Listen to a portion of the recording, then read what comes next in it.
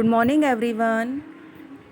What is the date today? Today's date is 19 October 2020 and day Monday. Okay, now today's thought is every new day brings with it another chance chance to change life.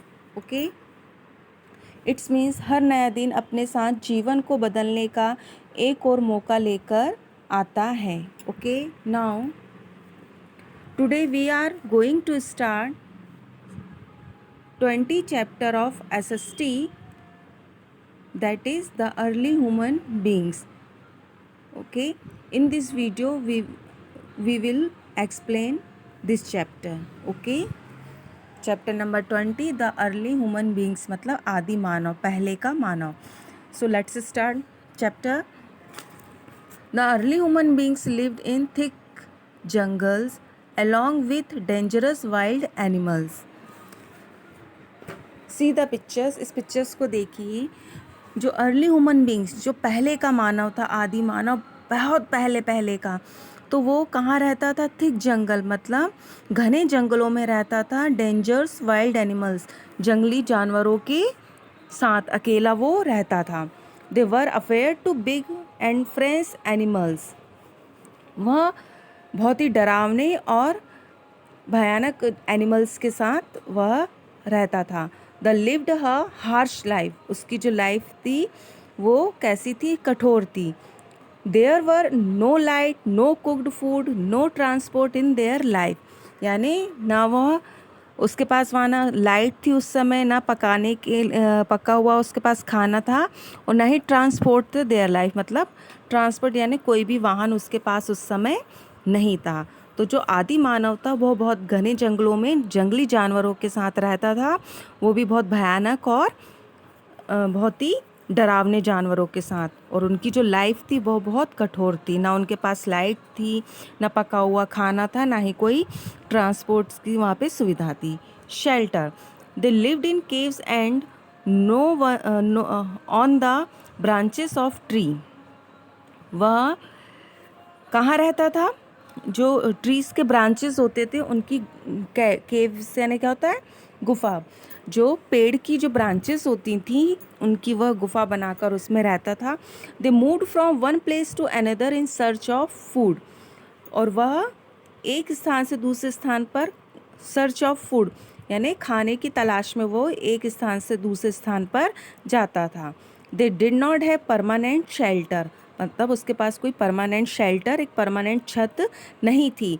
With the past of time the early man started to live in the huts. फिर बहुत समय के बाद उसने early mains था, जो early man मतलब आदि मानव था, उसने हट्स यानी झोपड़ी बनाकर उसमें रहना स्टार्ट किया.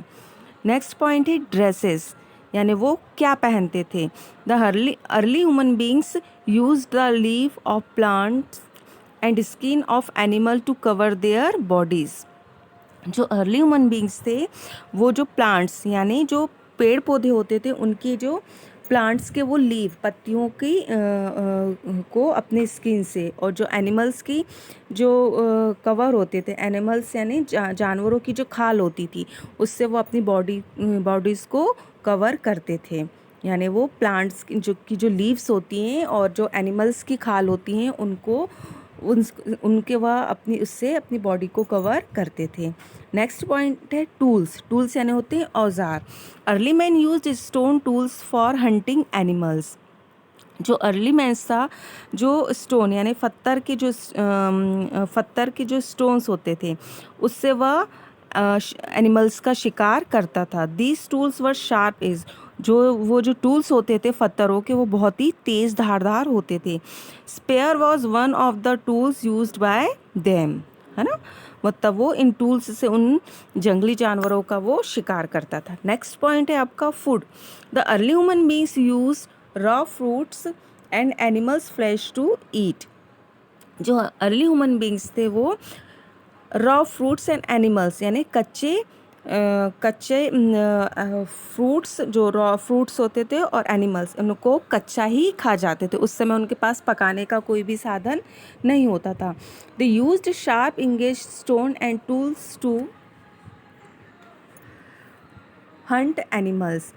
वह जो स्टोन के टूल्स होते थे, जो पत्थरों के औजार होते थे तेज़ धारदार, उससे वह एनिमल्स का शिकार यानी जानवरों का वो शिकार करता था। Before the discover of fire, यानी डिस्कवर ऑफ फायर यानी जब उसने आग की खोज की, जब उसने आग की खोज नहीं की थी, तब early man eight raw meat, यानी वो जानवरों को ऐसे कच्चा ही खा जाता था। यानी वो अपने ये टूल्स से जानवरों का शिकार करता था, और उस समय तक उसने आग का आविष्कार नहीं किया था, तो वो इन जानवरों को कैसे करता, ऐसे ही बिना पकाए हुए वो लोग खा जाते थे। Early man learn to ignite fire by rubbing two stone together. फिर उसने अर्ली मैन ने यानी आदि मानव ने क्या सीखा कि ignite fire the rubbing two, rubbing यानी किससे घिसना।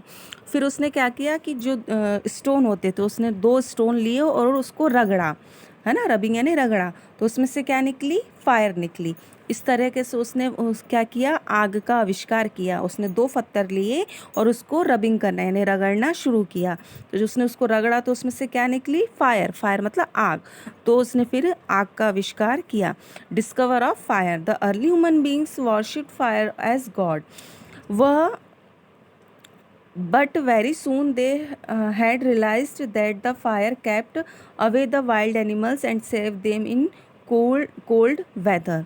जब अर्ली मैन जो आग को था वो क्या समझता था, वर्शिप मतलब पूजा करता था आग की, मतलब जब उसको पता नहीं था, पर उसको बहुत जल्दी पता हुआ, ये रियलाइज्ड हुआ कि जो ये फायर है वह एनिमल्स को सेव यानी animal away the wild animal save them in cold weather, यानी आग से वो जानवरों को भगा भी सकता था और कोल्ड वेदर यानी उससे वो ठंड से बचाव भी कर सकता था। They also noticed that fire made flesh to animal tasty and easier to eat the digest, so they started roasting meat before eating. फिर उसने बाद में उसने नोटिस किया कि यह जो आग है, आग को में उसको मीट को पकाया भी जा सकता है, जो ईज़िली डाइजेस्ट भी हो जाता है और खाने में भी वह आसान था। सो उसने फिर जो मीट था, जो एनिमल्स के मीट थे, जानवरों की जो मांस था, उसको उसने पकाकर खाना शुरू किया। This great discovery have change the early men's life, they lived in groups.